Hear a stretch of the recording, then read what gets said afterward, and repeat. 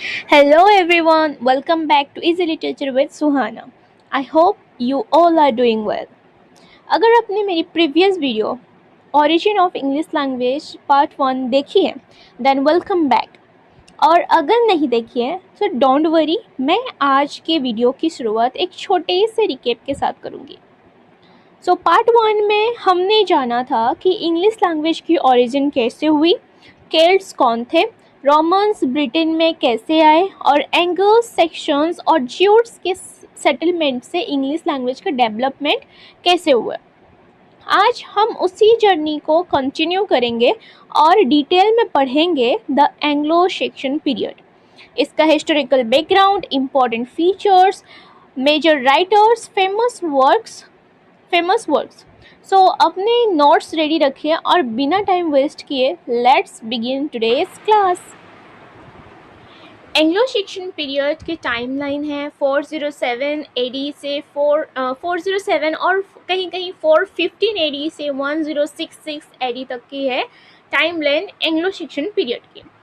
तो जैसे कि हम जानते हैं कि English literature begin far back with the beginning of the history of English people of the continent of Europe. Europe के कॉन्टिनेंट में इंग्लिश पीपल के बिगिनिंग के साथ साथ इंग्लिश लिटरेचर की भी बिगिनिंग हुई थी। Anglo Saxon period is called the old English period. जैसे कि हम जानते हैं एंग्लो सेक्शन पीरियड को ओल्ड इंग्लिश पीरियड भी कहा जाता है, इससे starting point of English literature भी कहा जाता है।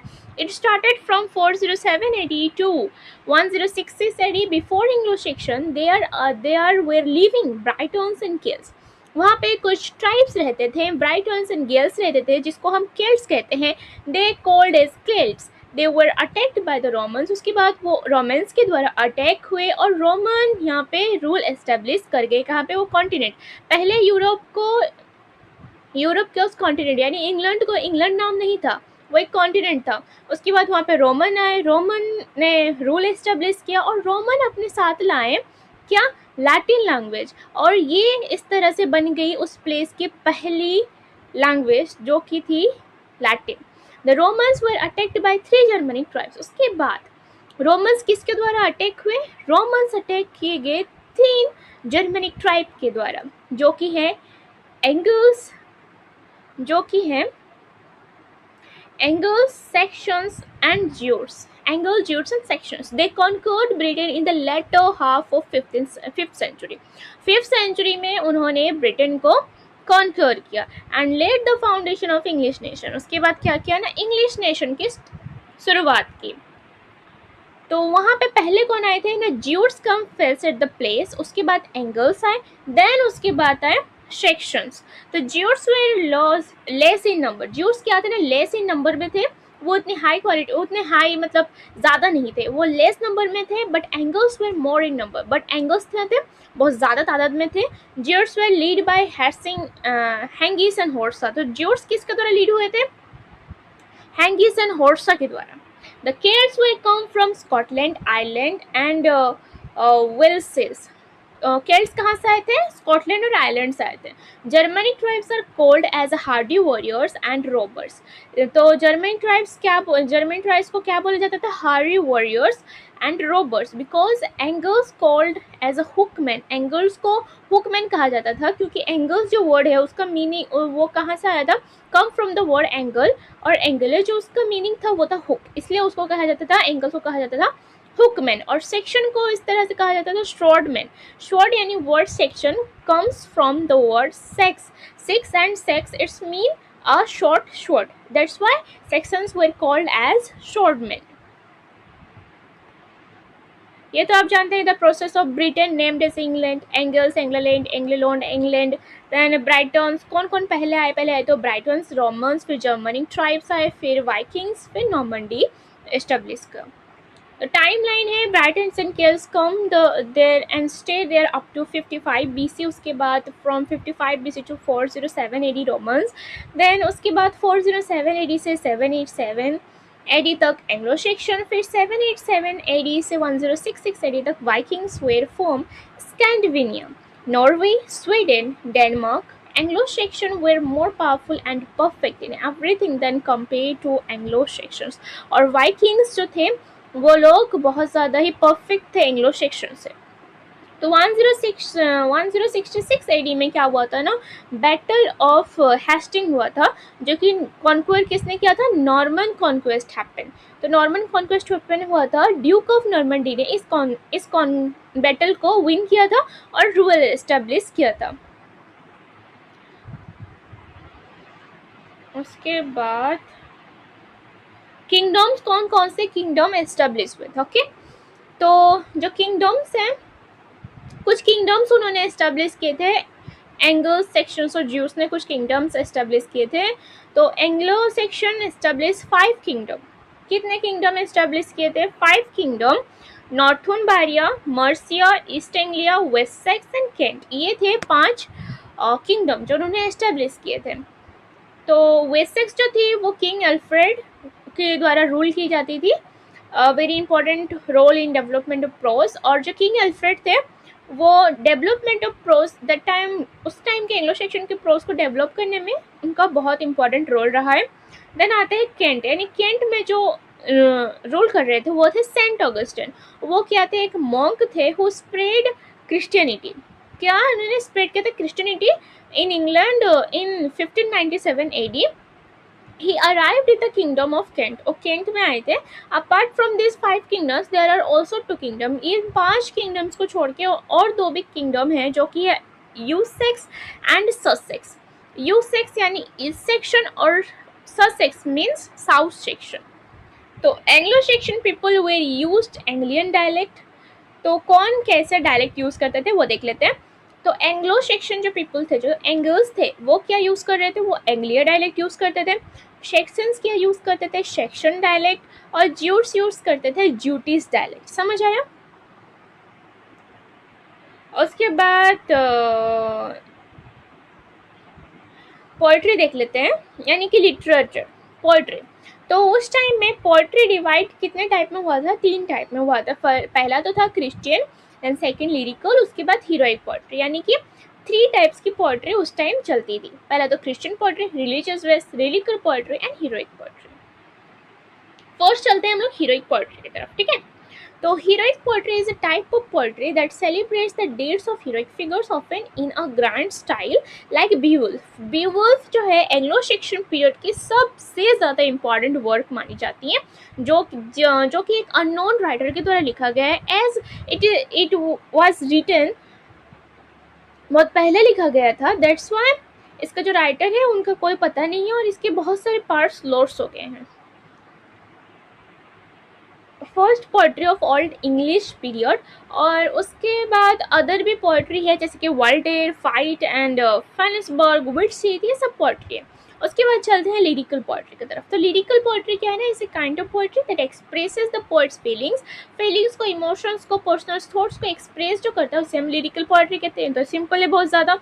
तो सम आर हियर, तो सम पोएट्रीज क्या क्या थे, the wanderer, the seafarer, wife's lament, husband's complaint, Deor's lament and रूइन।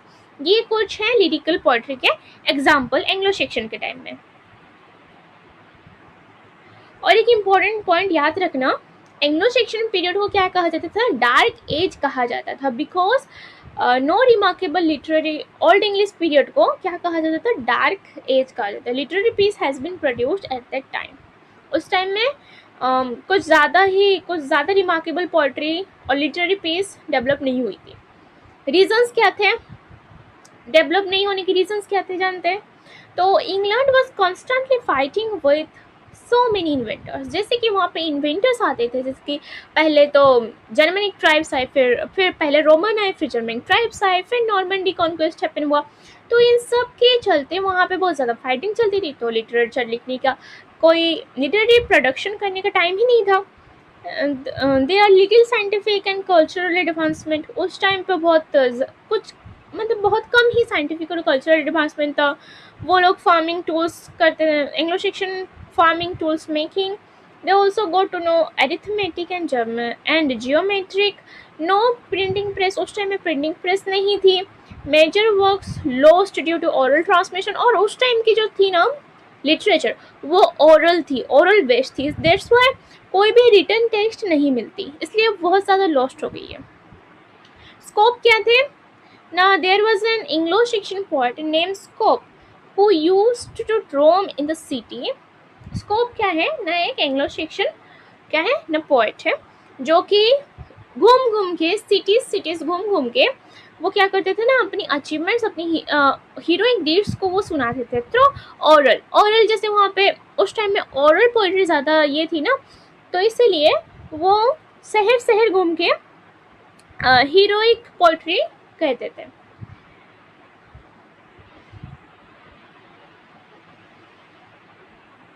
और कुछ इन्फॉर्मेशन देख लेते हैं एंग्लो सेक्शन पोइट्री का, जैसे कि Anglo Saxon poetry Germanic tribes की स्टोरीज, जर्मनिक स्टोरीज से शुरू हुई थी, जैसे heroic deed songs. In their poetry we find that this warriors showed their love for personal freedom. हम क्या देखते हैं ना, वो अपनी पर्सनल फ्रीडम को एक्सप्रेस करते हैं, उनके रिस्पॉन्सिवनेस टू नेचर से वो कितना प्यार करते हैं वो दिखाते हैं। रिलीजियन पैगनिज्म, उसके उनके रिलीजियन पैगनिज्म, एंग्लो सेक्शन की रिलीजन तो थी वो पैगनिज्म थे। Okay, their respect for women, ये सब हमें किससे जानने को मिलता है, एंग्लो सेक्शन पोइट्री से हमें जानने को मिलता है। तो heroic poetry developed out of the Germanic story. तो अगर क्वेश्चन आया कि हीरोइक पोइट्री किससे डेवलप हुआ है, तो तुम आंसर लिख सकते हो जर्मनिक स्टोरी से। और Christian poetry develop under the teachings of Monks, scope replaced by a Monks. Okay, तो क्रिश्चियन पोइट्री किससे डेवलप हुए ना, टीचिंग्स ऑफ मॉन्क। ओके, तो उस टाइम में जो कुछ क्रिश्चियन रूल्स स्कूल्स एस्टेब्लिश हुए थे, उनके नाम रहे the 2 schools of Christian influence were from Northumbria.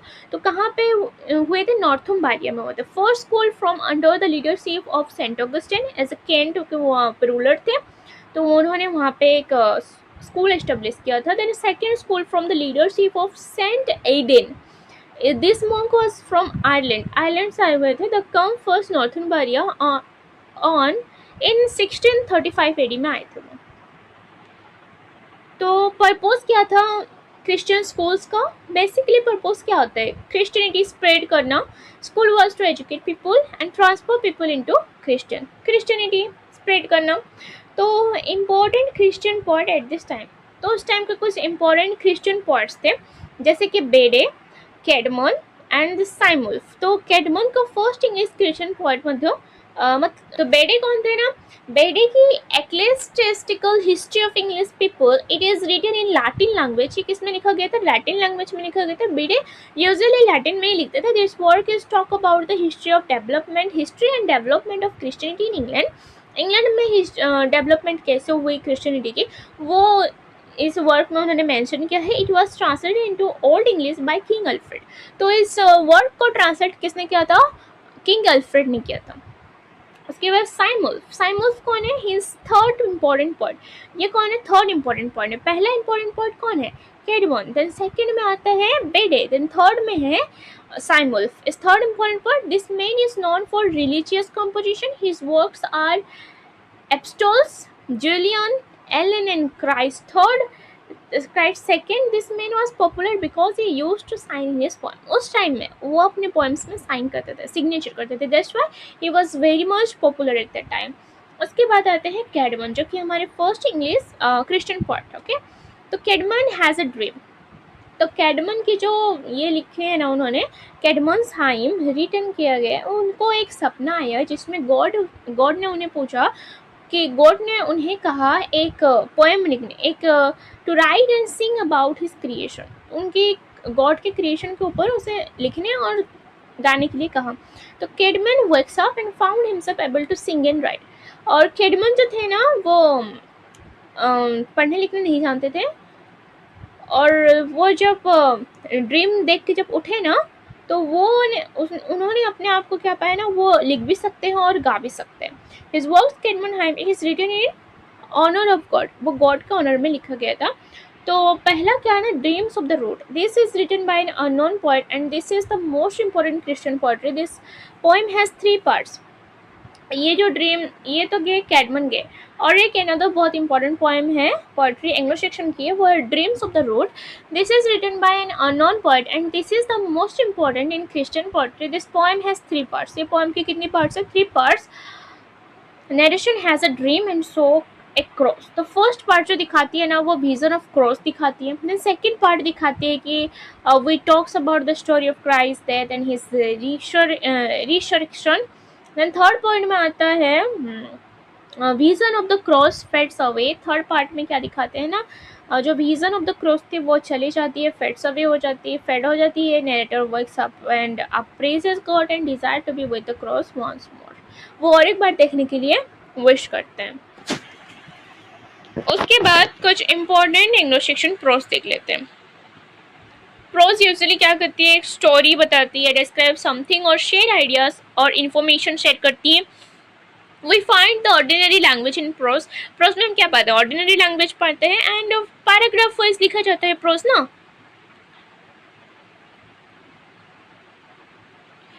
तो पहला पॉइंट है जो प्रोज का, प्रोज किसके द्वारा डेवलप किया गया था, फर्स्ट पॉइंट। ओके, तो prose develop due to Christians in England. तो क्रिश्चियन की वजह से ही प्रोज की डेवलपमेंट हुआ था। जैसे कि king Alfred, the king of Wessex and creator of English prose. The King Alfred is very much important because he created, he developed English prose. उन्होंने create किया था, he is the creator of prose, English prose. Okay, he encourages education to be taught in English, not in Latin. अब उन्होंने क्या किया था, encourage किया था education को इंग्लिश में पढ़ाने के लिए, ना कि Latin. Anglo-Saxon scholars start translating Latin works into Old English such as the Bible, Saints' Life, sermons were also recorded. King Alfred has written a work called Anglo-Saxon it's Chronicle, not Promicle. Chronicle, Chronicle,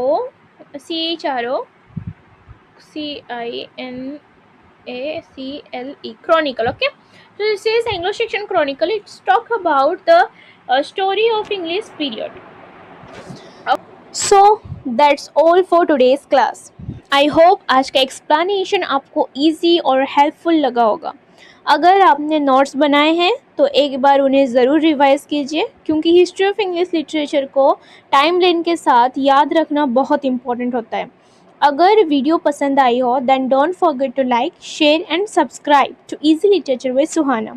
और comments में ज़रूर बताइए कि आप किस university से हैं और हिस्ट्री ऑफ इंग्लिश लिटरेचर का नेक्स्ट टॉपिक कौन सा देखना चाहते हैं।